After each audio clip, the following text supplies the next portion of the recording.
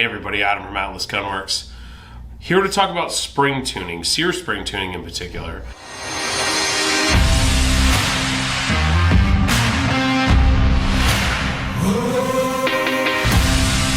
The Sear Spring runs the trigger group. We're going to cover all the ins and outs of that. Ideally, this video is here just to help you make minor adjustments, but it certainly will cover the entirety of how the system works, which could let you make some major adjustments. And we'll talk about why some of those things make sense and why some of them don't throughout the video. So if you're going to make some major adjustments to a gun you already have, especially if it's not a premium gun built by us, then you really want to know the whole story here. So please watch the video start to front. But let's jump right into it.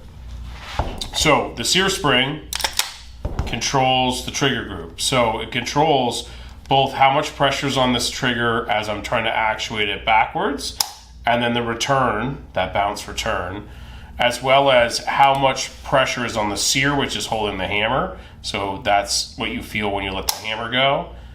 And then our guns have fixed beaver tails, so all the guns built currently, as of probably 2019, it's 2022, but we went to a fixed beaver tail, but the third leaf will actually run your grip safety.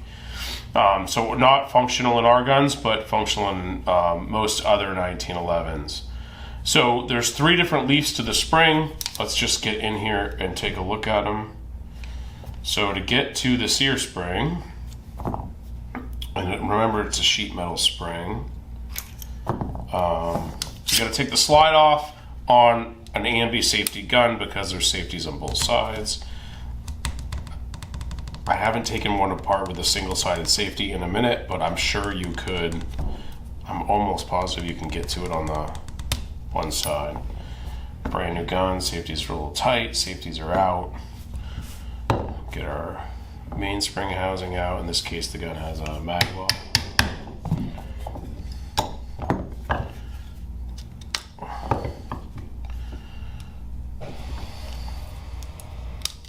Better if you don't have the hammer back. Always be gentle. Alright, so mainspring comes out. In our case, the beaver tail comes out.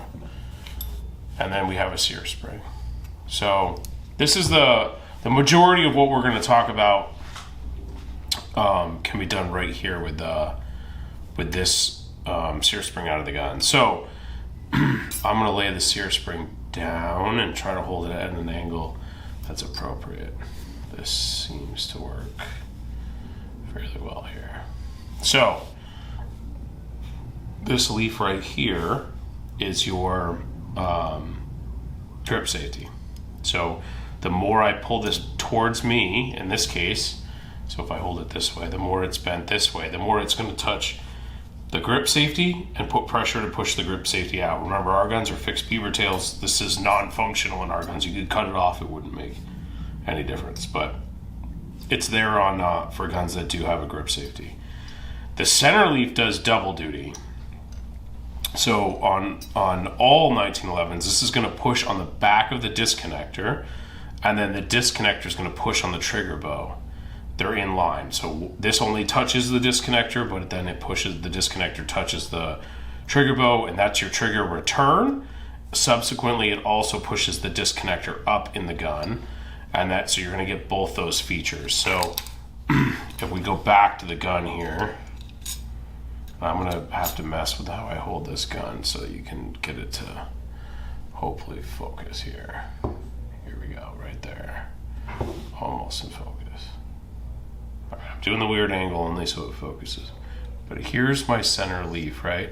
So if I take this spring out, there's my disconnector.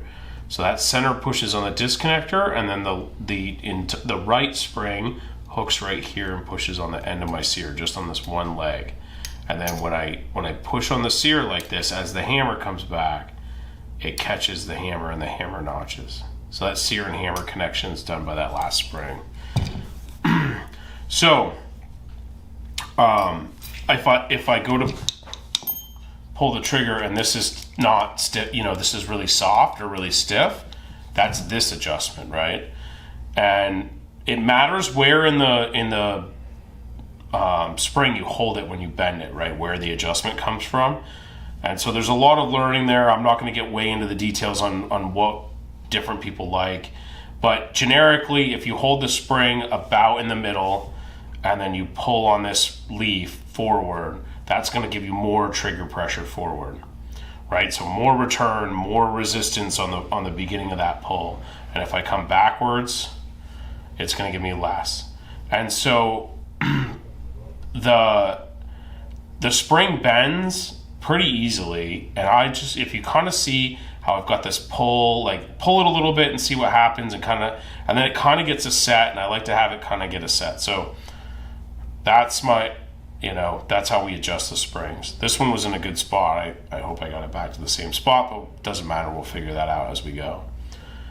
This leg, again, we only are going to need to adjust if we want to worry about the grip safety pressure. In this case, it doesn't matter, so we won't worry about it. But if you need a little more, you pull it a little more. This leg is probably the most critical. This is going to push on the Sear Spring, and the Sear Spring is going to make sure it catches the hammer. So when you have guns that are misbehaving, guns that are getting hammer follow, so slide operates. Slide, I don't know if this is going to work as clean as I like, but slide operates, comes forward, and the hammer should work really well if I do it right. Slide operates, comes all the way back, slide comes forward, and the hammer follows the slide. That's called hammer follow.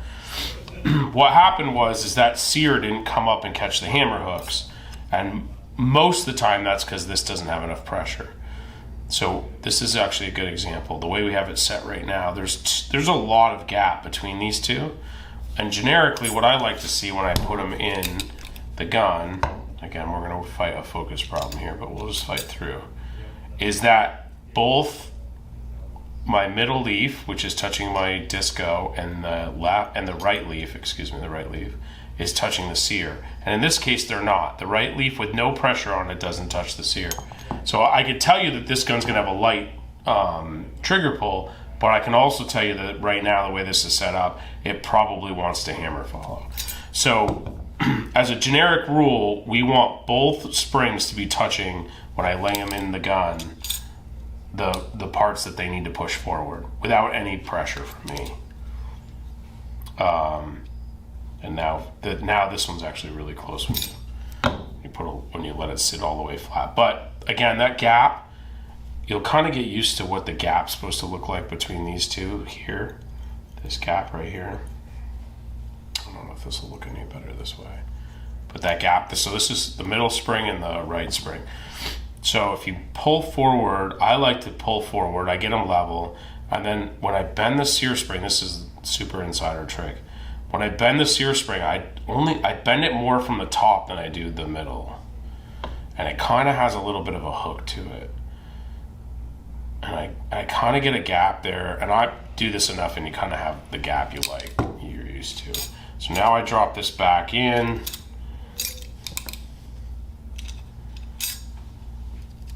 And again, remember this needs to be in the little notch on the bottom. Now they both sit and have a nice connection without me doing anything, no pressure there. I can do most of this testing without the beaver tail in the gun, or the safeties, or the magwell. So now when you cock the hammer to the Sear, just in this thing, I want to hear two clicks. That's the safety notch getting caught, and then the second one's the actual. So this has got a nice, and the hammer needs to never hit the frame, but if I put my thumb here, I can pull the trigger. It's pretty nice. So in this case, I'll venture on to putting the slide on. And when you see us tune these in the shop, it'll look just like this. The slide will be on, no safeties, no beaver tail, and we'll just do this till we get what we want. So this is on the light side, but we're trying to have a sub 2 pound trigger, so it's going to have to be a little bit light. I'm okay. This has decent return. I don't want this return, so I'm holding it down, and my finger slides off. It needs to not be sluggish here, right? That's got a pretty good return, good enough to work. So we like that. There's a spot there where it's light enough it won't work. And then I pull the trigger. It's pretty soft because, again, that's the middle. All of this is the middle spring to this point. Then I hit this big wall. I'm like, I gotta pull, and then it goes back. So I'll do this a couple of times. The spring settles too, so don't, at least do this 5 times before you make an adjustment. All right, so I like this trigger, except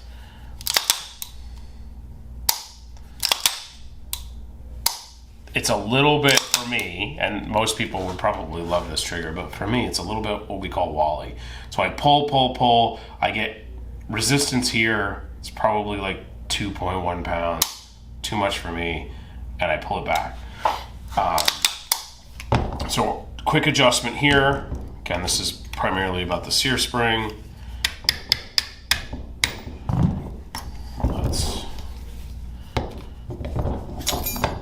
And lots of micro adjustments here matter. So I'm gonna just pull this little spring back. I mean, almost nothing. You visually probably could not tell the difference. Still makes contact with both parts. The disco and the Sear when I put it in here. Come back together.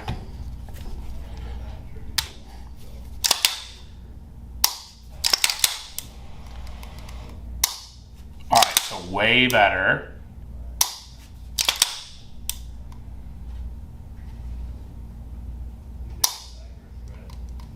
And so here's an interesting thing. This is way better. This is really close to where I want it. This is my gun. I'm going to do a little bit more. So take the Sear Spring back out. Now I want, this gap here is about as big as I want it. Right? I'm trying to hold my finger so you can see it. But the two touch really nicely in there. So now I'm going to move both these, the Sear leg and the disco leg. I'm going to move them back together. I like the dimensions between the two. And then here's the other little trick. So you're moving it, blah, blah, blah. We get it to move. And then we kind of push it back a little bit because they do want to take a set. So there is kind of an art to getting these things to move. Everybody does those, how they bend them a little different. You know, anybody who's done this a long time, they all work. I would imagine you're going to get a different spring out of a couple of the different assembly guys here. The answer is it doesn't really matter because they all work the same. But everybody's kind of got the way they like to do it. All right, so now this is butter. So pretty much the same amount of resistance before the Sear engagement, and then just smooth as day. Like little bit of wall, enough so that I'm on a target, boom, boom, boom, I'm waiting, and it doesn't go bang before I want it to, but I can put pressure on it, and then when I decide to go, I go. And so, quick thing, why do we want a 2-pound trigger? Well, we want a 2-pound trigger because when you're holding a pistol, unlike a rifle, it's not mounted, so there's no stock here, and so it's floating in air, and the more resistance I have, this is probably a good view for this, the more resistance I have in the trigger, the more the front sight's going to move, right? So you can even see it. This is a sub 2-pound trigger, probably well sub, and there's a little bit of movement when I pull that trigger, right? Just that's moving the muzzle. So that's going to change where the bullet impact is. Make that a 6 or 7-pound trigger, it's way different. So if you've got a non-Atlas gun and you're doing these kind of adjustments, this is what to keep in mind. If your hammer and sear pin holes here and here are not perfectly parallel, perfectly straight, if they wander, which almost all of them do, it's very expensive to make a frame where the holes don't wander. That's a manufacturing thing for a different video. But if they're not straight, you'll need more spring pressure on the sear to get the hammer to hook up. Right? It's going to use pressure to overcome the fact the gun's not properly straight. So there are limits. I've seen some major manufacturers today with 1911s who couldn't get the trigger much below 2.5, 3 pounds. And that's because the gun's is crooked, basically. It's super common. Every major brand you see today, every gun you see today under you know, $6,000 or $7,000 probably has some of that problem. So just be aware that if you're fighting the hammer follow problem consistently, you might have to turn that sear spring up to 3 pounds, 4 pounds, whatever it is, because you're fighting something that you can't correct with bending a spring in the back. But if you've got an Atlas gun or you've got another quality build from someone else and you want to do minor adjustments, that's your trick. And there's a limit, you know, once you get down to about 1.5 pounds, you start, anything below that, you start to lose potential reliability. So always be safe, test fire in a safe direction. Don't load a full mag and go test fire. But these slight adjustments to the Sear Spring should be able to help you really dial in that trigger just where you want it. Adam from Atlas Gunworks, hope to see you on the range soon.